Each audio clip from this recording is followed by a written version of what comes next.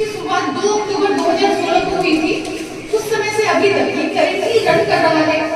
इसका संचालन डीआरसीसी कार्यालय से होता है। डीआरसीसी कार्यालय क्या है, ये कहाँ स्थित है, पहले ये जानिए। तो सहरसा जिला में संभर नाले वाले रोड देख रहे हैं आप लोग। संभर नाले वाले रोड में जिला स्कूल है और उससे थोड़ा आगे जाएंगे तो राजकीय कन्या मध्य विद्यालय है। उसके जस्ट बगल में डीआरसीसी कार्यालय है, जिसको हिंदी में जिला निबंधन सह परामर्श केंद्र कहते हैं और अंग्रेजी में डिस्ट्रिक्ट रजिस्ट्रेशन काउंसलिंग सेंटर कहते हैं। इसी को शॉर्ट में डीआरसीसी बोला जाता है। ये तो हो गया स्थान जहां से हमारी योजना का संचालन होता है, जहां आपको एक बार उपस्थित होना होगा अगर कोई भी योजना का लाभ लेना है, ठीक है। और जो आपको दिया गया ना स्लिप, उसमें सबसे नीचे डीआरसीसी का एड्रेस लिखा हुआ है। हो सकता है कि आप भूल जाए एड्रेस या फिर वो नहीं हो, तो उसमें 3 नंबर भी है ऑफिस के, जिससे आप 10 से 5 के बीच कभी भी कांटेक्ट करके पूछ सकते हैं अगर कोई भी क्वेरी हो आपके साथ, ठीक है। अब योजना क्या है, तो 7 निश्चय में से जो पहला निश्चय है हमारा, वो है आर्थिक युवाओं को बल, और उसके तहत युवा पे फोकस किया गया है, क्योंकि युवा को भी हम आगे बढ़ाते हैं तो हमारा भविष्य जो है उज्जवल होता है। इसलिए युवा पे फोकस करके सरकार 3 योजना चला रही है करेंटली। उस तीनों योजना को विस्तार से बताएंगे हम, जिसमें पहला आता है कुशल युवा प्रोग्राम, दूसरा होता है स्वयं सहायता भत्ता योजना, जिसको एसएचए बोलते हैं अंग्रेजी में सेल्फ हेल्प अलाउंस, और तीसरा होता है बिहार स्टूडेंट क्रेडिट कार्ड, जिसको शॉर्ट में बीएससीसी बोलते हैं। इसी तीनों के बारे में विस्तार से बताने वाले हैं। तो अभी पहला योजना जो कि कुशल युवा प्रोग्राम है। कुशल युवा प्रोग्राम में क्या होगा, तो कुशल युवा प्रोग्राम में आपको 3 महीने का कंप्यूटर प्रशिक्षण दिया जाता है। बात यह आती है कि कंप्यूटर प्रशिक्षण कहाँ दिया जाता है, कहाँ पे मिलेगा कंप्यूटर प्रशिक्षण। तो जैसे ये सहरसा जिला है, सहरसा जिला अंतर्गत 10 ब्लॉक बने हुए हैं और हर एक ब्लॉक में, हर एक प्रखंड में एक भी ये केवाईपी ट्रेनिंग सेंटर बना हुआ है, वहीं से आपको प्रशिक्षण मिलता है। तो प्रशिक्षण लेने के लिए पहले तो कुशल युवा प्रोग्राम के तहत आपको ऑनलाइन और रजिस्ट्रेशन कराना होगा, जो हमारे कार्यालय से होता है। अब बात आती है कि अगर कुशल युवा प्रोग्राम के तहत 3 महीने का कंप्यूटर प्रशिक्षण मिलता है, तो उसका लाभ लेने के लिए क्या क्या होना चाहिए, क्योंकि कैंडिडेट का एजुकेशन क्वालिफिकेशन मतलब कितने पढ़े लिखे हैं, और दूसरा होता है एज क्राइटेरिया, आयु सीमा, ये दोनों फुलफिल करेंगे तभी योजना में जुड़ सकते हैं। तो आयु सीमा पहले नहीं डिस्कस करते हैं, पहले डिस्कस करते हैं कि आप कितने पढ़े लिखे होने चाहिए। तो वो है कम से कम मैट्रिक पास। अगर मैट्रिक पास है तो इस योजना के लिए आप एलिजिबल हैं, और मैट्रिक के ऊपर अगर 11th में है, 12th में है, ग्रेजुएशन कर रहे हैं या मास्टर डिग्री कर रहे हैं, तो भी आप इस योजना के लिए एलिजिबल हैं। दूसरा है आयु सीमा। आयु सीमा कितनी होनी चाहिए, तो अगर आप जनरल कास्ट से बिलोंग करते हैं, सामान्य कास्ट से बिलोंग करते हैं, तो 15 से लेकर 28 साल के बीच इस योजना का लाभ ले सकते हैं। अगर ओबीसी कैंडिडेट हैं आप, अदर बैकवर्ड क्लासेस, तो 15 से लेकर 31 साल तक इस योजना का लाभ ले सकते हैं। और अगर आप एससी एसटी कैंडिडेट हैं, शेड्यूल कास्ट या शेड्यूल ट्राइब्स हैं, अनुसूचित जाति या अनुसूचित जनजाति हैं, तो 15 से लेकर 35 साल तक इस योजना का लाभ ले सकते हैं। मतलब कलेक्टिवली हम बोले तो 15 से लेकर 35 साल तक। और एक कास्ट वाइज है जो हम बता चुके हैं, और कास्ट का जिक्र सिर्फ इसी योजना में है। इसके बाद जो हम 2 योजना बताने वाले हैं उसमें कहीं भी कास्ट का जिक्र नहीं है। समझ में आया सबको? 2 बात है, कम से कम एजुकेशन क्वालिफिकेशन 10th पास, 10th के ऊपर किसी भी लेवल पे पढ़ रहा है तो भी इस योजना का लाभ ले सकते हैं। और दूसरा जनरल के लिए 15 से 28, ओबीसी के लिए 15 से 31 और एससी एसटी के लिए 15 से 33 साल के बीच आप इस योजना का लाभ ले सकते हैं। अब बात आती है कि आप सोच रहे होंगे कि हाँ, हम मैट्रिक पास भी है और हमारा एज 15 से 33 के बीच भी है, तो क्या करना होगा? तो करना ये होगा कि आप डीआरसीसी कार्यालय आएंगे, लेकिन जब आप डीआरसीसी कार्यालय आएंगे तो कोई ना कोई कागजात होने चाहिए आपके साथ, क्योंकि वहाँ जो ऑनलाइन और वेरिफिकेशन होता है उसके लिए कागजात मांगे जाएंगे आपसे। तो कौन कौन से कागजात हैं जो आपको लेकर साथ आने हैं कार्यालय? तो कागजात जो है हम कहते हैं कि आप मैट्रिक पास होने चाहिए, तो 10th का मूल प्रमाण पत्र या मार्कशीट, दोनों में से कोई एक, या तो मार्कशीट ले आइए या मूल प्रमाण पत्र ले आइए। दूसरा है आधार कार्ड, तीसरा है बैंक पासबुक, चौथा है निवास प्रमाण पत्र, और 5वां रिपीट कर देते हैं। 10th का मार्कशीट, आधार कार्ड, बैंक पासबुक, निवास प्रमाण पत्र और पासपोर्ट साइज फोटो, ये सारा ओरिजिनल और सारा जेरॉक्स। ओरिजिनल डॉक्यूमेंट इसलिए कि वहां स्कैन करके रिटर्न कर दिया जाएगा और जेरॉक्स इसलिए कि जेरॉक्स ही रखा जाएगा। लेकिन आप जब घर से जाएंगे तो दोनों डॉक्यूमेंट लेकर जाएंगे। अब थोड़ी देर के लिए हम मान लेते हैं कि आप आज डीआरसी कार्यालय सारा डॉक्यूमेंट लेकर आएंगे। जब डॉक्यूमेंट तक लेकर आएंगे तो वहां ऑनलाइन वेरिफिकेशन होगा। और जो भी हम बता रहे हैं ये सरकार के अंतर्गत चल रही योजना है जो निःशुल्क है।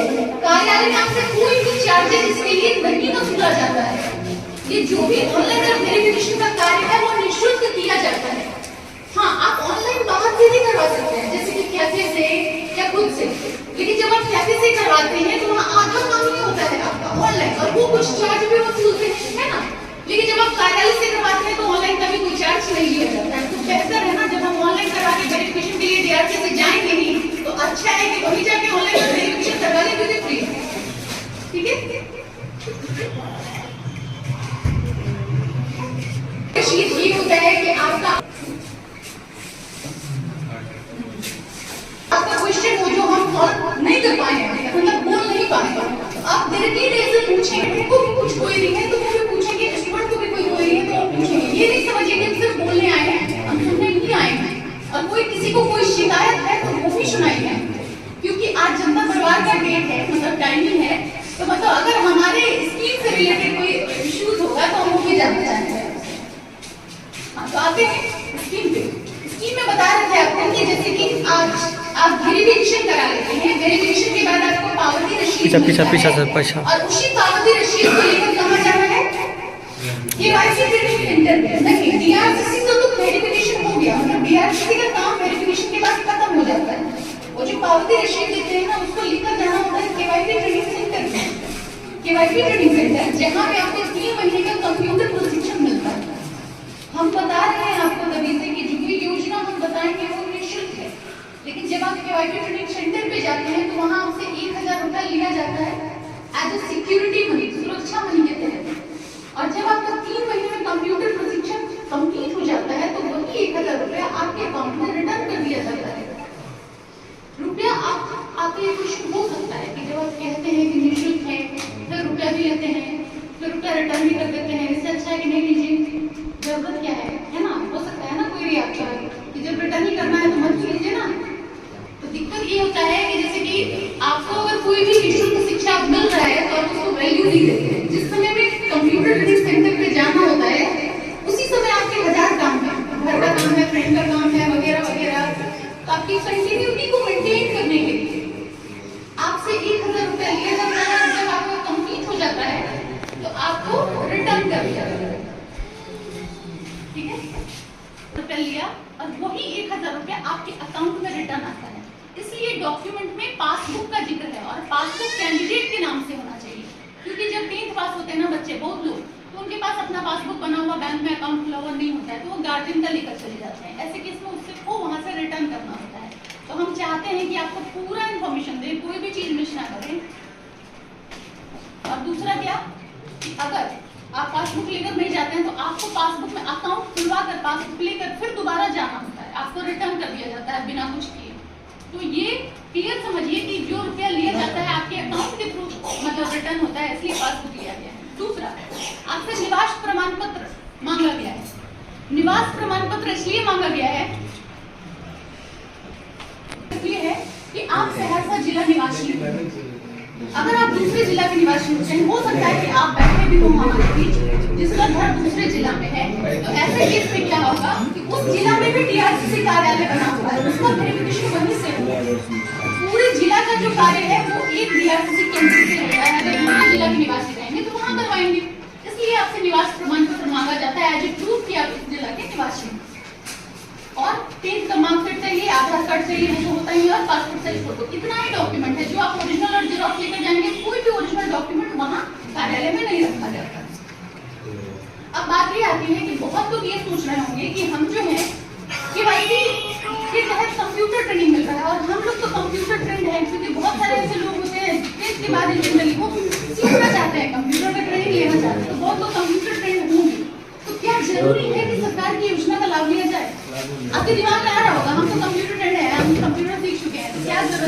लाभ मिलेगा, है ना। अगर ऐसा क्वेरी आ रहा है आपके दिमाग में, तो ये देखिए, पहली बात तो ये सरकार निःशुल्क सेवा चला रही है, तो आपका कोई चार्ज नहीं है और 3 से 4 महीने में बहुत कुछ होने वाला है। दूसरा, ये कंप्यूटर ट्रेनिंग है,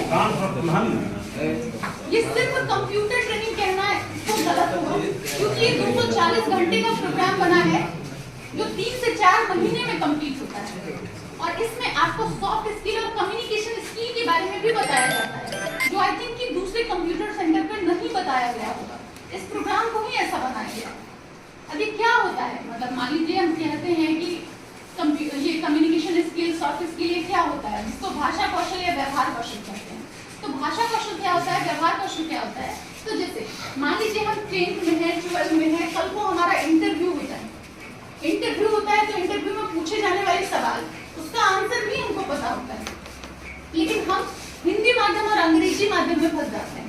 हम उसको उस तरीके से प्रेजेंट नहीं कर पाते हैं जिस तरीके से हमको प्रेजेंट करना चाहिए। तो ये कंप्यूटर सेंटर आपको इसलिए भी ट्रेनिंग देता है, स्लाइड भी बनाता है। दूसरा होता है बॉडी लैंग्वेज, जैसे कि हम किसी रूम में एंटर कर रहे हैं इंटरव्यू के लिए, हम विश करके बैठ रहे हैं या नहीं, हम पूछ कर बैठ रहे हैं या नहीं, हम किस तरह से बिहेव कर रहे हैं, इस चीज पे भी आपको मार्क्स मिलता है बहुत माइनर चीज, लेकिन हमारे लाइफ में बहुत मेजर रोल अदा करता है। तो ये सब चीज की भी ट्रेनिंग वहाँ दी जाती है आपको। और आप ये सोच रहे होंगे कि ये कोई भी कंप्यूटर सेंटर पे आपको पहले से नहीं बताया गया है, तो कहीं ना कहीं नया चीज सीखने को मिलता है आपको, और 3 से 4 महीना तो बहुत ज्यादा बड़ी बात है नहीं। अब दूसरा क्या होता है, जैसे कि मुखिया जी है, वार्ड सदस्य है, इनके माध्यम से और केवाईपी ट्रेनिंग सेंटर के माध्यम से समय समय पर आपको एक डेट बताया जाता है कि इस डेट में रोजगार मेला लगा है जिला स्तरीय कार्यालय में। रोजगार मेला में जब आप जाते हैं एज ए केवाईपी ट्रेंड, मतलब कि आपके पास क्यों कहीं ना कहीं केवाईपी का कंप्यूटर का प्रशिक्षण है, तो आप दिखा सकते हैं कि आप कंप्यूटर ट्रेंड हैं। तो अगर कोई केवाईपी वेरीफाई होके जाता है, ट्रेनिंग करने के बाद जाता है, तो उसको जॉब में प्रायोरिटी दिया जाता है। मतलब मान लीजिए सरकार अगर योजना चला रही है और योजना के थ्रू कोई जॉब भी वहाँ पे जॉब फेयर लगा रही है, तो क्यों ना ऐसे बच्चे को प्रायोरिटी दिया जाए जो सरकार के तहत योजना का लाभ लेकर वहाँ पहुँचा है। और कहीं ना कहीं केवाईपी करने के बाद जो आपको सर्टिफिकेट मिलता है वो गवर्नमेंट वेरीफाइड सर्टिफिकेट है। आपके पास कोई भी कंप्यूटर ट्रेनिंग सेंटर का सर्टिफिकेट होगा, इससे ज्यादा वैल्यूएबल नहीं हो सकता है, क्योंकि ये गवर्नमेंट वेरीफाइड सर्टिफिकेट है। और इतना आप समझदार हैं, हमको बोलने की जरूरत नहीं है, लेकिन हम बस गिना रहे हैं आपको कि क्यों करना चाहिए। दूसरा, आपको लगता होगा कि हमको निःशुल्क सुविधा मिल रहा है, लेकिन निःशुल्क सुविधा आपको देने के लिए पर कैंडिडेट सरकार का 8,000 रुपया खर्च आता है आपको फ्री में ट्रेनिंग देने के लिए 3 से 4 महीने। क्योंकि अगर कोई ट्रेनिंग किए होंगे तो आपको पता होगा वहाँ आपके लिए एक लैपटॉप अरेंज करना, एक हेडफोन अरेंज करना, आपके ऊपर एक टीचर का रखना, एक एनवायरमेंट वैसा बनाना, तो इस सब पे खर्च हो रहा है सरकार का। आपको भले ही फ्री में मिल रहा है, लेकिन सरकार पर कैंडिडेट 8,000 रुपया खर्च कर रही है आपको बढ़ाने के लिए। और हम बस इसलिए बता रहे हैं कि आपको वैल्यू दीजिए। और दूसरा, हम इस योजना को क्यों नहीं ऐसे देख सकते हैं कि सरकार ट्रेनिंग के बाद उनको रोजगार से जोड़ने तक का मौका दे रही है।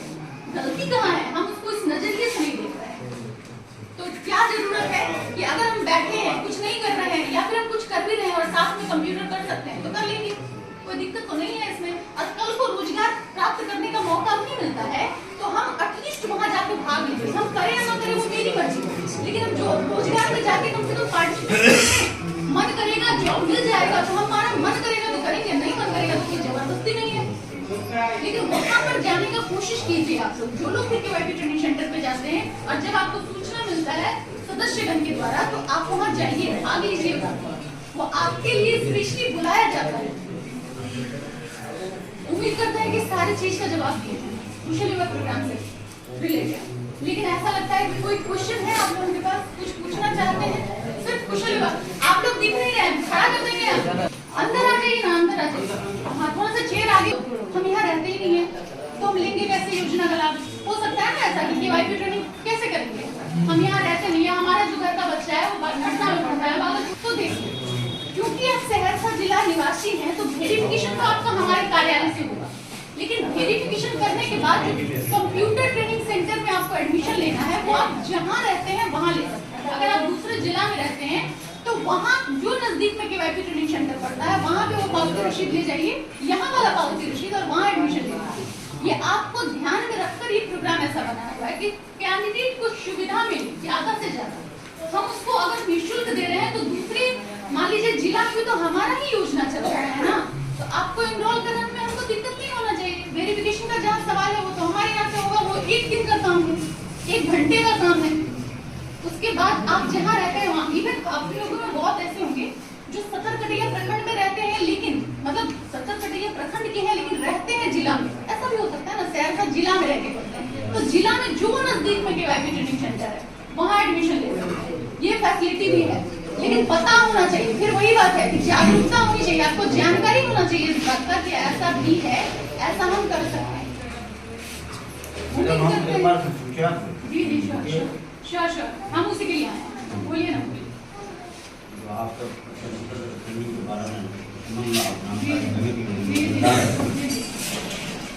इसमें सरकार क्या सब दिया, क्या सब दिया? बिल्कुल वही हम बताए हैं कि इसमें जो बोला जा रहा है ना कि कंप्यूटर ट्रेनिंग सिर्फ कंप्यूटर ट्रेनिंग नहीं है, इसमें सॉफ्ट स्किल और कम्युनिकेशन स्किल, जिसको हिंदी में भाषा कौशल और व्यवहार कौशल कहते हैं, वो भी सिखाया जाता है। 240 घंटे का प्रोग्राम है ये, जो 3 से 4 महीने में कंप्लीट होता है। और क्या होता है सॉफ्ट स्किल, कम्युनिकेशन स्किल, वो हम भी बताए हैं।